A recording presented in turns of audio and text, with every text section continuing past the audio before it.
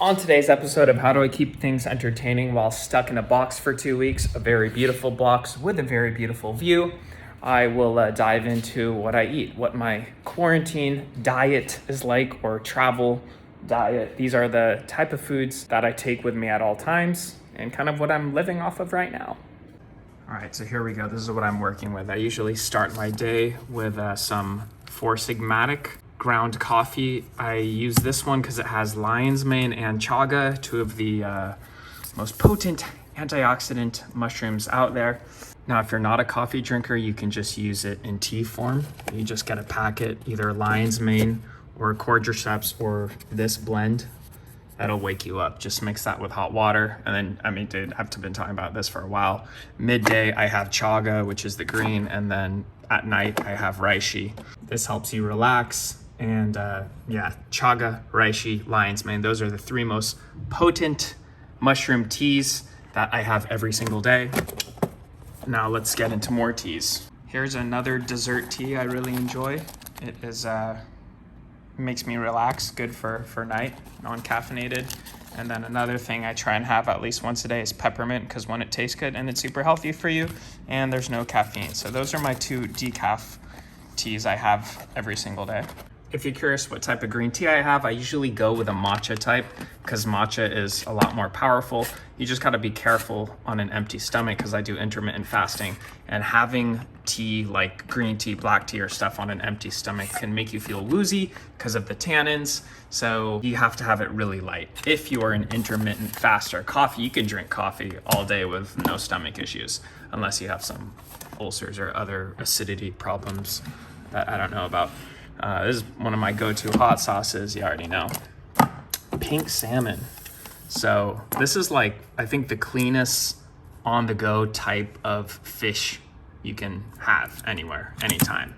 So tuna, like if you're gonna go with tuna, Wild Planet is probably the best high-quality brand out there due to sustainability aspects and mercury, all that stuff. I've seen Seaspiracy. I know what they say about the sustainability thing, but this one's the better than any other is.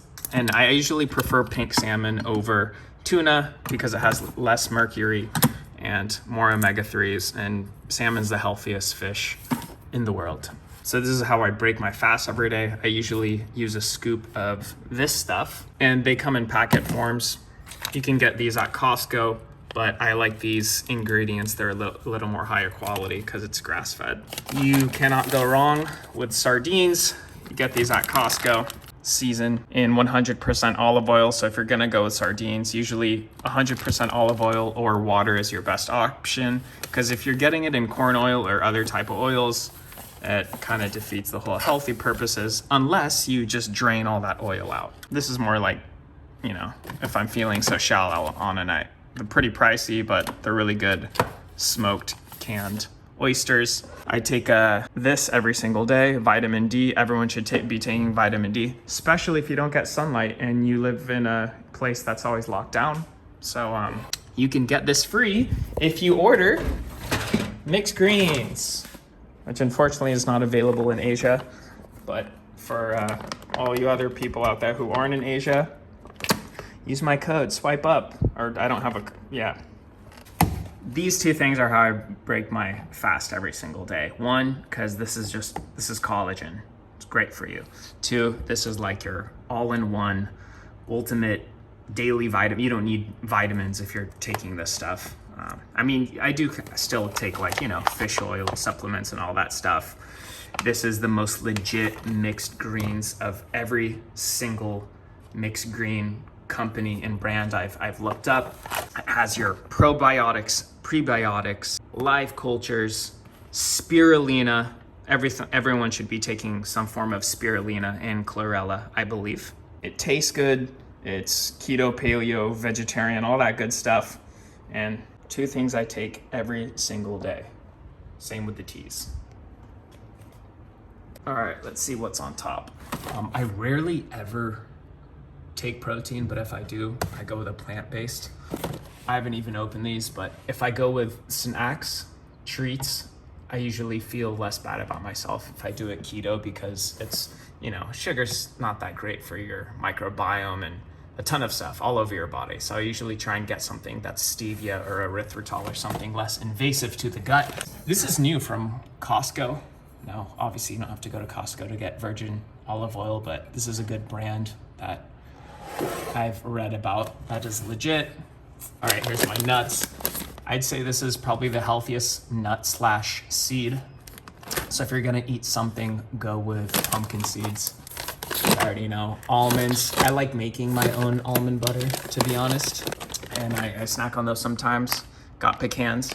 I just finished my macadamia nuts, but macadamia nuts and pumpkin seeds, I'd say, are the healthiest of all the nuts. All the rest, debatable. These are really nice snacks that I like. You know, if you're keto, they're good for you. And it's Filipino made. It's pretty cool. They are coconut wraps.